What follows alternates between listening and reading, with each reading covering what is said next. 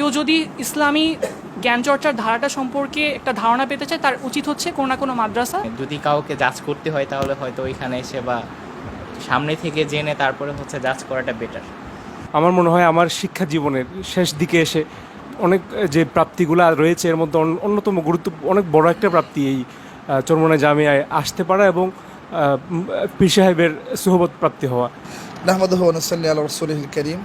আলহামদুলিল্লাহ সুম্মা আলহামদুলিল্লাহ। আজকে আমাদের চরমোনাই জামিয়া ভালো কিছু মেহমান পেয়েছি, যারা ঢাকা বিশ্ববিদ্যালয়ে বর্তমানে অধ্যয়নরত। প্রায় 50 জনের মতো মেহমান আমাদের এখানে এসেছেন।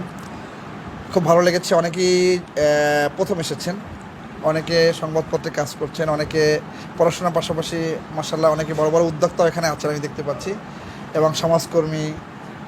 তাছাড়া মাশাআল্লাহ এদের প্রত্যেকেরই ভালো ভালো কিছু অবদান আছে, এবং এই সফরটি অত্যন্ত আমার কাছে খুব ভালো লেগেছে। এই জন্য বিশেষ করে জামালউদ্দিন খালিদ ভাইকে আমি ধন্যবাদ দেবো, এবং আমাদের যারা দায়িত্বশীল আছে তাদেরকে ধন্যবাদ দেবো যে একটা সেতুবন্ধন তৈরি করে, এটা খুবই জরুরি।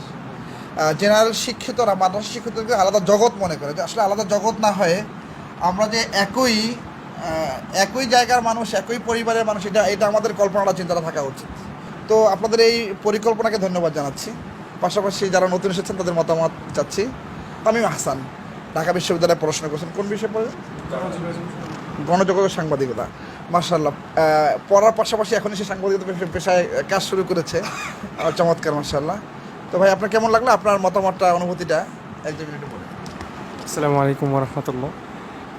আমি চরমোনাই জামিয়া সম্পর্কে বেশ আগেই কিছুটা শুনেছি, তবে যতটুকু শুনেছি তখনই আপ্লুত ছিলাম। আসার পরে যে পরিবেশ, যে আতিথেয়তা দেখেছি, এটা আসলে অনেক বিয়ন্ড মাই ইমাজিনেশন, আমার কল্পনারও স্রেফ বাইরে। আমি বলতেই আবেগী হয়ে যাচ্ছি অনেক বেশি।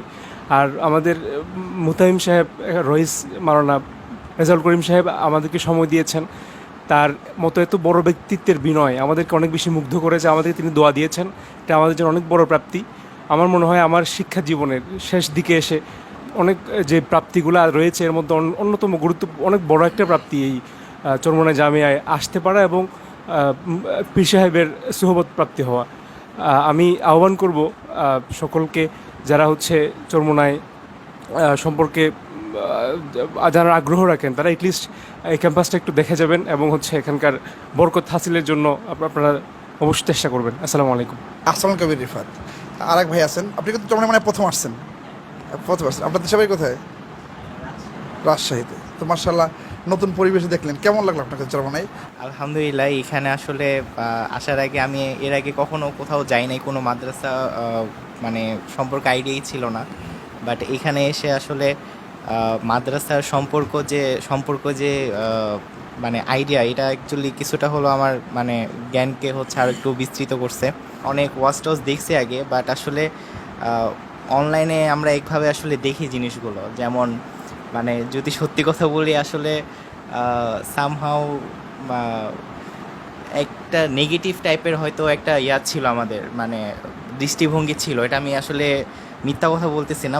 অ্যাকচুয়ালি ধরেন আমরা যারা সায়েন্স বা হচ্ছে অত এইসব জানি না, তাদের হচ্ছে খুবই নেগেটিভ একটা ছিল কি, যে যেহেতু ইনি আলেম হচ্ছে একটু জোর দিয়ে কথা বলে বা অনেক সময় অনেকভাবেই কথা বলে। তো আলটিমেটলি এখানে আসার পরে আসলে আমাদের ওই দৃষ্টিভঙ্গিটা আসলে বদলে গেছে। আসলে ওনার হচ্ছে সামনাসামনি দেখে অ্যাকচুয়ালি আমরা টিভিতে যেভাবে দেখি বা অনলাইনে যেভাবে দেখি, অ্যাকচুয়ালি এখানে আসলে ব্যাপারগুলো আসলে সেরকম না। সেই ক্ষেত্রে আসলে বলতে পারে, হ্যাঁ, ব্যক্তি জীবন আসলে ব্যতিক্রম লেগেছে। অনলাইনে আর হচ্ছে আসলে সামনাসামনি ব্যাপারগুলো মোটেও সেম না। তো আসলে যদি কাউকে জাজ করতে হয় তাহলে হয়তো ওইখানে এসে বা সামনে থেকে জেনে তারপরে হচ্ছে জাজ করাটা বেটার। কোন বিষয়ে পড়েন? জি, আমার নাম হচ্ছে নোমান বিন মোর্শেদ। আপনি কোন ডিপার্টমেন্টে পড়েন? আমি হচ্ছে ঢাকা ইউনিভার্সিটি নিউক্লিয়ার ইঞ্জিনিয়ারিং ডিপার্টমেন্টে অধ্যয়নরত। নিউক্লিয়ার? জি, নিউক্লিয়ার ইঞ্জিনিয়ারিং। আচ্ছা, মাশাআল্লাহ। তো যাক, আপনি তো ভালো সাবজেক্টে পড়তেছেন। তো আপনি চরমোনাই প্রথম এসেছেন? জি, আমার হচ্ছে সেতুবন্ধন সফরে কোনো মাদ্রাসায় যাওয়া এই প্রথম। আপনার কাছে কেমন লাগলো আমাদের চরমোনাই জামিয়া পরিবেশ? জি, আমি হচ্ছে আপনার অনুভূতি? দুটি বিষয় উল্লেখ করব। একটা হচ্ছে, আমার প্রথম কথা হচ্ছে, আমরা যারা জেনারেল লাইনে পড়ি তাদের হচ্ছে জ্ঞান চর্চার ধরনটা অনেক অন্যরকম। যেমন আমাদের আরবির সাথে মুসলিম হওয়া সত্ত্বেও কোনো সংশ্লিষ্টতা থাকে না। তো এখানে আমি যেসব জিনিস দেখেছি, যেমন হচ্ছে তারা হাদিসের আলাদা বিভাগ আছে, তাদের হচ্ছে ইসলামী হচ্ছে ফিক বা হচ্ছে ইসলামিক জুরিসপ্রুডেন্স। যে জুরিসপ্রুডেন্সের বিষয়গুলো হচ্ছে অনেক মানে অন্য একটা স্টাইলে অধ্যয়ন করা হয়, যেগুলো আমরা সচরাচর মনে করি যে আমাদের যে সচরাচর জ্ঞান চর্চার ধারা সেগুলো থেকে হচ্ছে অনেক ডিট্যাচড। যেমন হচ্ছে তারা হচ্ছে বলেছে যে তারা ফৌজদারি আইন, দেওয়ানি আইন এগুলো হচ্ছে নিয়ে পড়াশোনা করে। তারপর হচ্ছে তাদের প্রত্যেকটা হাদিসের হচ্ছে মানে যারা হচ্ছে আমাদের 4টা মাযহাব আছে, প্রত্যেকটা মাযহাবের জন্য তাদের আলাদা করে হচ্ছে বই আছে। আমাদেরকে তারা লাইব্রেরি দেখিয়েছে। আমার কাছে বিষয়টা অত্যন্ত অন্যরকম লেগেছে এবং অসাধারণ লেগেছে। এবং দ্বিতীয় যে বিষয়টা আমি উল্লেখ করবো সেটা হচ্ছে তাদের আপ্যায়নের ধরনটা। তাদের হচ্ছে আপ্যায়নের যে আন্তরিকতা ছিল, তারা আমাদেরকে যেভাবে আদর করে এত আপন মনে হচ্ছে আপ্যায়ন করেছেন, এটা হচ্ছে আসলে সচরাচর অন্য কোথাও দেখা যায় না। তো এই দুটি বিষয় আমার কাছে অসাধারণ লেগেছে এবং আমি মনে করি যে কেউ যদি ইসলামী জ্ঞান চর্চার ধারাটা সম্পর্কে একটা ধারণা পেতে চায়, তার উচিত হচ্ছে কোনো না কোনো মাদ্রাসা বা এই ধরনের সেতুবন্ধন সফরগুলোতে হচ্ছে অংশগ্রহণ করা। অসংখ্য ধন্যবাদ, জাযাকুমুল্লাহ খাইর। আমি হচ্ছে ঢাকা ইউনিভার্সিটির বায়োকেমিস্ট্রি অ্যান্ড মলিকুলার বায়োলজির ডিপার্টমেন্টে। তো আমি এর আগে হচ্ছে যে সেতুবন্ধন সফর 1 এবং 2 যেগুলো আমাদের চট্টগ্রাম এবং সিলেটে, তো ওই দুটাই গিয়েছিলাম আর কি। তো অন্যান্য মাদ্রাসার সাথে এই মাদ্রাসার আমার বেশ কিছু ইউনিক জিনিসপাতি দেখার মানে সুযোগ হয়েছে। তার মধ্যে একটা হচ্ছে যে এখানকার 2টা ওয়েতে এখানে আসা যায়, একটা হচ্ছে নৌপথ আর একটা হচ্ছে সড়কপথ। তো আমরা জানতাম যে চরমোনাই মানে পেপার পত্রিকায় বা টিভিতে দেখেছি যে চরমোনাই বক্তৃতা দিচ্ছে, বা বাইতুল মোকাররম থেকে প্রতি শুক্রবার আমরা দেখতাম যে মিছিল বের হচ্ছে। বাট চরমোনাইটা আসলে কোথায়, কোন জায়গায়, এটা কখনো আর কি জানি না আর কি।